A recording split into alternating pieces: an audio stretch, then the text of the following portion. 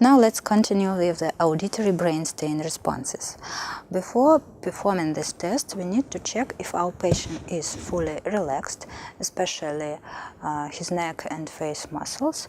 If your patient is a child, it will be better if he or she will sleep during the procedure. And our room must be well soundproofed and has a good grounding for this test. Now we can run neuroaudio.net program, press New Exam button and insert the patient's data.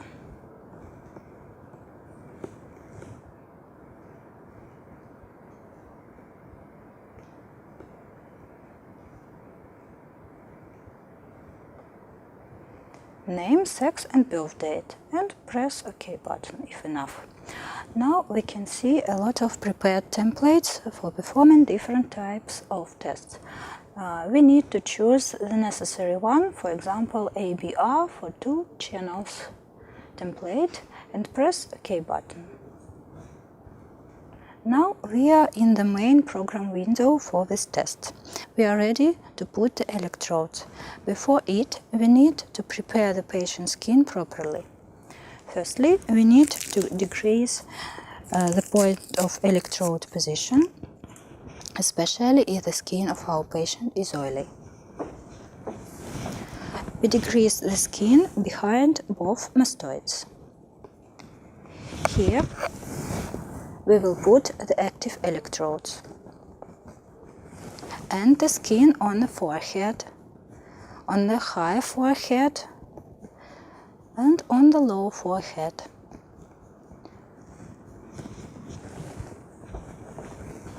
Next, we need to use the abrasive paste to peel off the skin.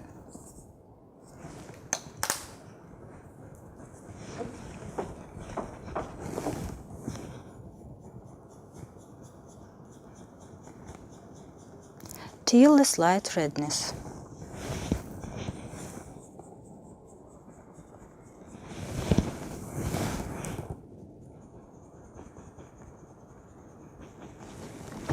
All it allows us to reach the good impedance.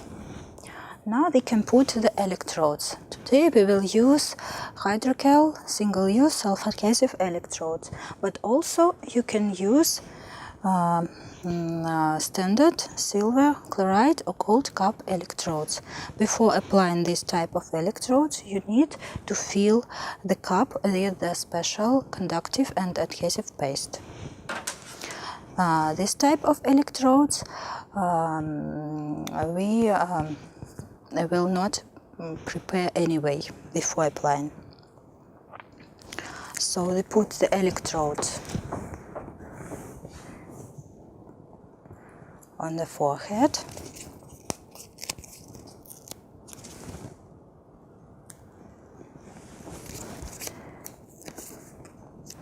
and behind the mastoids.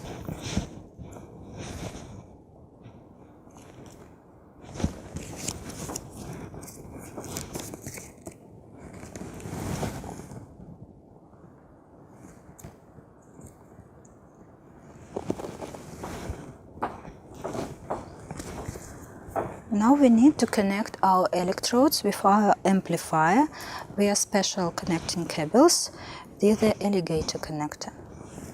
Firstly, we connect the active electrodes. First active electrode is situated behind the left mastoid. We connect it to the first minus channel of our amplifier. The second active electrode is situated behind the right mastoid.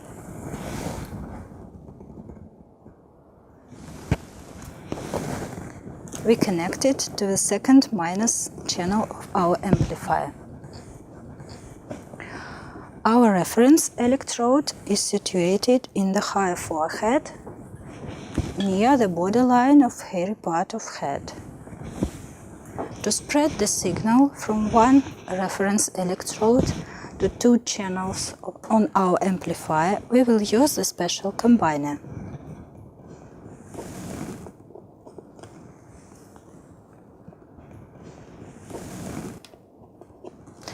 and the ground electrode is situated near the nose on the lower forehead. We connect it to the ground channel on our amplifier. To prevent the higher notch noise, we need to collect our cables together. After positioning the electrodes, we need to check the quality of it by pushing the button of impedance here in the program or on the main front panel of our amplifier. As we can see, our impedance is good enough. We close this window and now we need to put a stimulator on the head of our patient. In this test, as the stimulator, we will use the headphone stimulator. Also, you can use inset earplugs as the stimulator. To connect the stimulator to our amplifier, we use connecting cable. Note that the left is blue and the red is right. Also here, the red is for right ear and the blue is for left ear. Now we can put it on the head.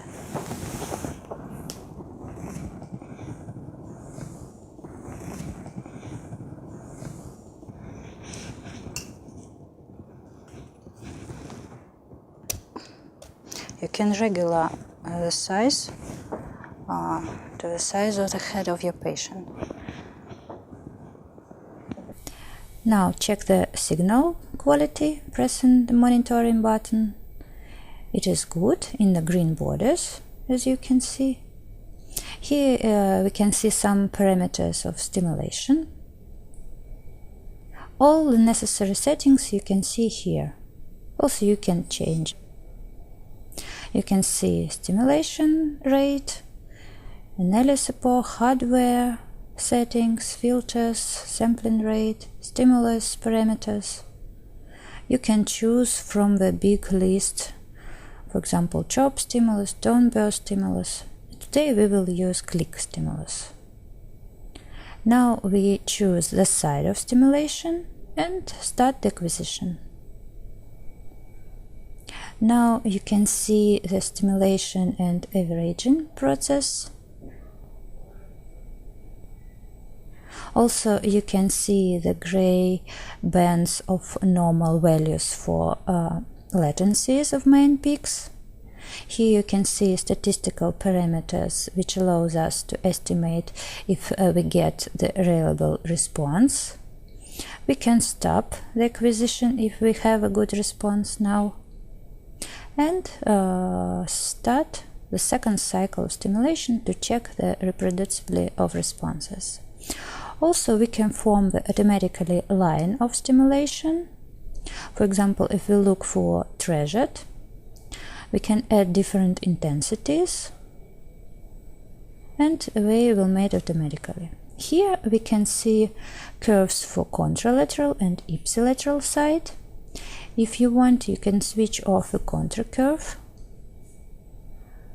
Now you can put necessary markers, the first wave, the third wave and the fifth wave on the curve.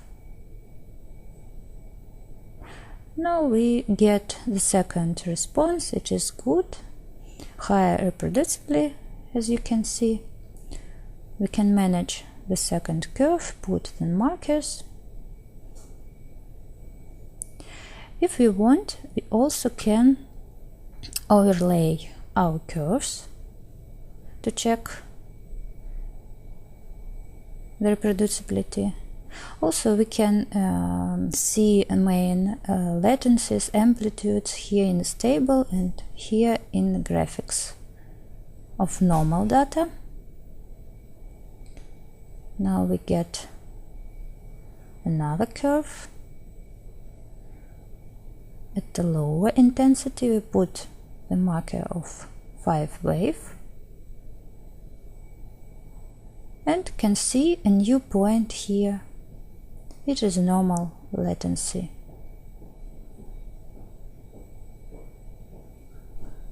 Now we are getting the second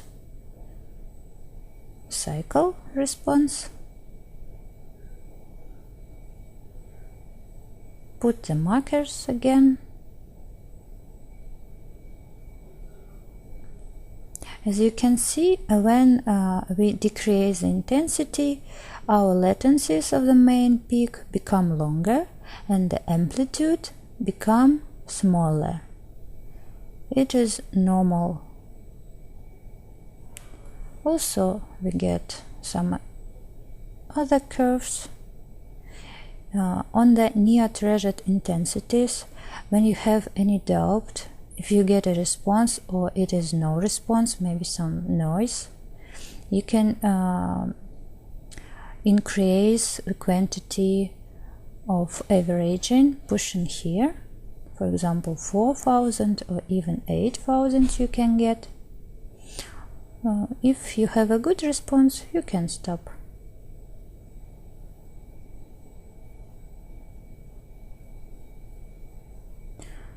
Now we manage the curve, inspect and put markers.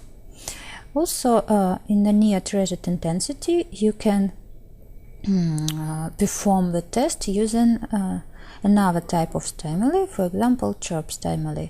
It allows more simultaneously reaction of auditory receptors and allows us to get more amplitude wave. Okay, and start stimulation with chirp stimuli.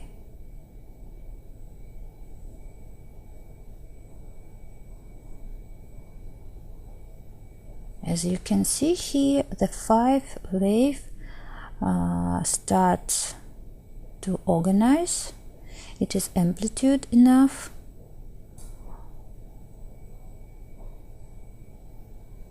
We can see the process.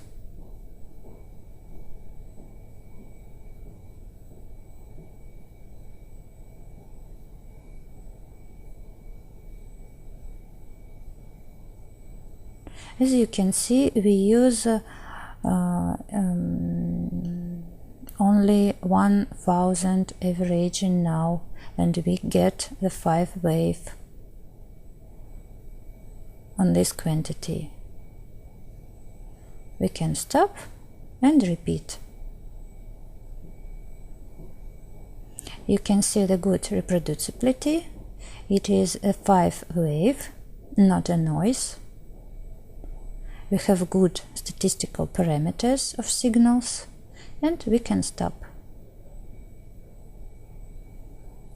Put the markers, overlay,